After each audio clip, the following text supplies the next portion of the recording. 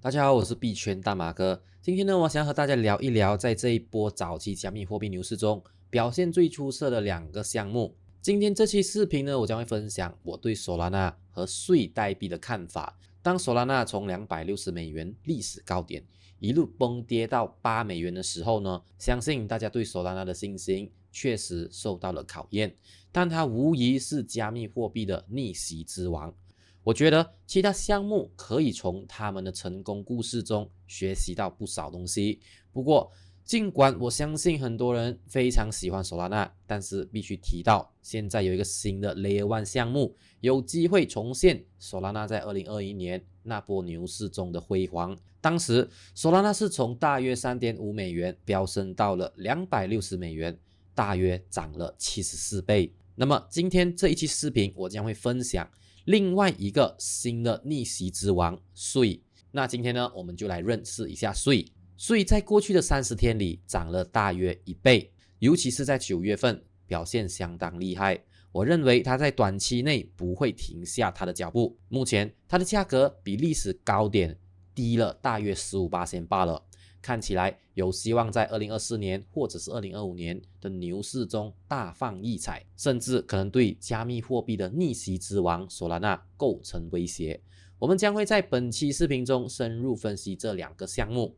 大家好，我被 Bybit 邀请成为2024年 WSOT 世界系列交易大赛的战队队长。那这一次的比赛总奖金池是高达1000万 USDT， 还有豪华游艇、劳力士手表和环球旅行机票等等的超级奖励。那 WSOT 是 Bybit 每一年举办的一次全球交易大赛，吸引了许多顶级交易者来参与。那无论你是交易新手还是老手，都是可以参与这一场比赛的。那这一次比赛呢，加入了全新的 Web3 元素，还推出了回血卡等创新玩法，就是要为了比赛增加更多的趣味和公平性。那么大家要怎么样来参与呢？那比赛的时间呢，是从10月1号到10月31号的。大家只是需要在 Bybit 的账户里持有最少500 USDT 等值的资产，就可以报名参加了。那大家怎么样去加入我的战队呢？那你可以通过我的专属链接加入我的战队，或者是点击我的链接之后呢，来到这里寻找币圈大马哥，然后呢，点击加入，和我一起并肩作战，瓜分高达715万 USDT 的战队奖池。那我们来聊一聊交易的盈利啊。报名之后呢，你可以通过交易衍生品来为战队争取更高的盈利排名，赢取更多的奖励。比赛过程中，你可以使用子账户来参与的。那这个比赛的方式呢，其实很简单。首先呢，就是战队盈利排名。比赛主要是根据战队的整体盈利来进行排名的。我们的团队中的每一位成员的盈利都会为战队的总成绩做出贡献。第二呢，就是个人的排名。那除了战队排名以外呢，你的个人交易量和盈利表现也是可以为你赢得额外的奖励。那通过积极的交易，你将会有机会瓜分高达140万 USDT 的个人交易量奖池。那最后呢，就是净值重量级机制。为了保证公平的比赛呢， WSOT 采用了净值重量级别机制。这意味着呢，每一位参赛者都会有机会获胜，而不仅仅是看谁的资产多。那无论你是想要挑战自己，还是要赢取丰厚的奖金，这都是一个非常好的机会。那还等什么呢？赶紧加入我的战队，一起冲击这次 WSOT 的大赛的最高荣誉吧。那我们来对比一下税和 Solana， 从宏观角度入手，看看它们的区别。税和 Solana 都是 Layer 1公链。那 Solana 呢，早在2020年的3月份就问世了，而税上线的时间比较晚。它的代币和主网都是在2023年4月份才开始推出的。那税在日语中的意思就叫做水，它和 Solana 在技术架构上有很大的不同。最主要的区别是在于税所使用的编程语言 Move 这个编程语言是来自于税团队在 Meta 也就是 Facebook 工作时候，当时他们是 Facebook 旗下名为 DIM 的区块链开发团队的一部分。那 DIM 呢，原本是 Facebook 想要推出的加密货币项目，后来被搁置了。那 Move 语言正式起源那时期，其实 Aptos 也是使用这个编程语言的另一个区块链，但是它与 Sui 之间依然存在明显的差异，而这种差异就造成了 Sui 链在技术架构上的独特性。例如 Sui 链有一个面向对象的特点，它使用对象 objects 来处理数据，这意味着无需通过智能合约来追踪资产的所有权。同时，这些对象还具备明确的属性，比如定义了所有权。作为对象的持有人，你可以直接控制这些存储数据的对象。这对 NFT 或者是代币来说非常有趣。那如果你想要了解更多Sui的对象机制，你们可以深入去探讨。那另外Sui的架构中还有一个重要的部分，那就是并行交易执行。它允许网络同时处理大量交易，因此速度比 Solana 这种线性处理的方式快了很多。今年5月份Sui 推出了名为 Mr. Seti 的升级包，优化了它的共识机制。这种升级大幅加快了交易速度，将延迟减少到了390毫秒，也就是说交易几乎是瞬间完成的。当然 Solana 也没有坐以待毙，他们推出了 Firedancer 升级，旨在提升 Solana 的去中心化程度。那Sui目前的理论 TPS 可以达到297000 TPS， 而 Solana 当前可以达到65000 TPS， 依然是非常出色的，但与Sui相比确实比较低。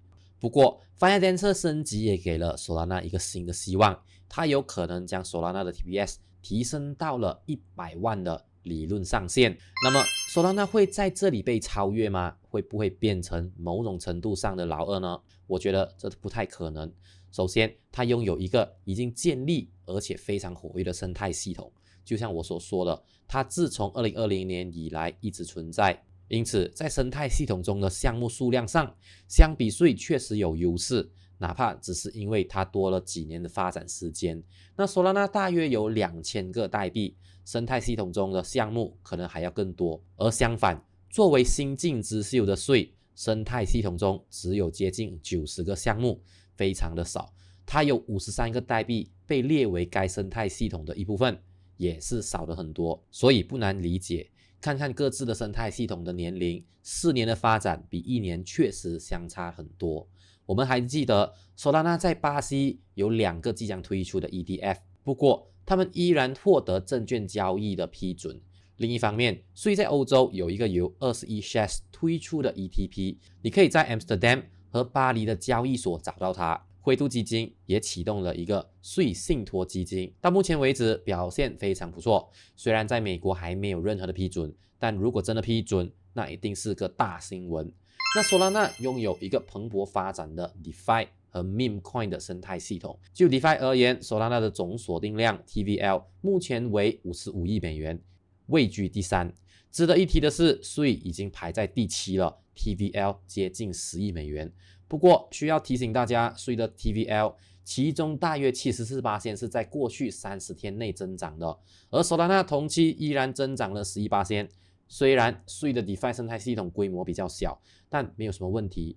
Sui 目前只有40个 DeFi 项目，而 Solana 却有164个。目前Sui的主流 DeFi 协议包括 Navy Protocol、Cetus 和 Scalp， 这3个项目最近也表现得不错，值得密切关注它们。相比之下 Solana 的顶级项目就是 Zito、Camino 和 Jupiter， 这3个项目同样值得我们去留意它们。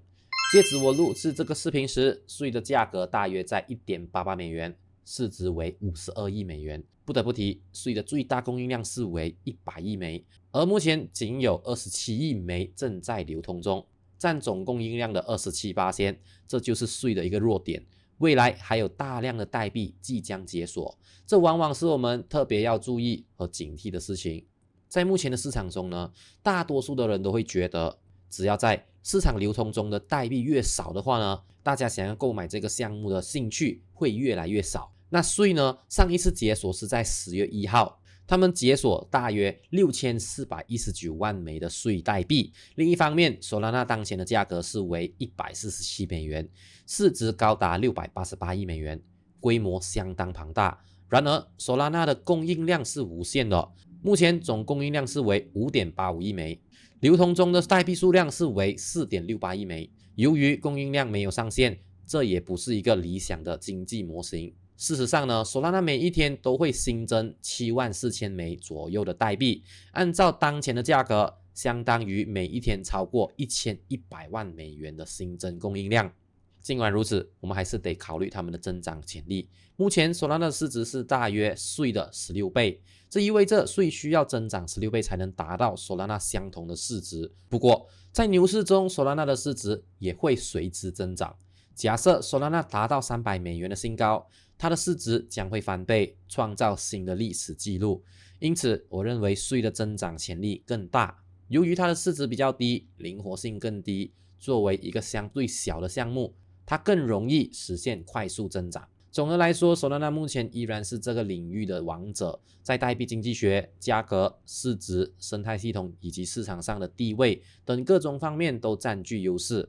Solana 的体量更大，地位更稳固。不过税现在处于上升期，虽然税在这一次牛市中不可能会取代 Solana 的地位，但是它有望成为2024年到2025年的 Solana， 就像 Solana 在2020年和2021年那样，税也会掀起大浪，不断的进步。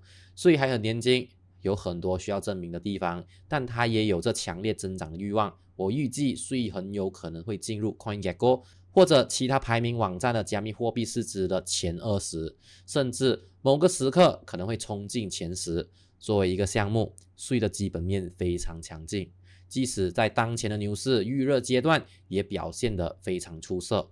那我个人认为呢，税在2025年会表现得非常的好。那么它是否有足够的条件在未来的牛市周期中取代 Solana 呢？请在评论区告诉我你们的看法。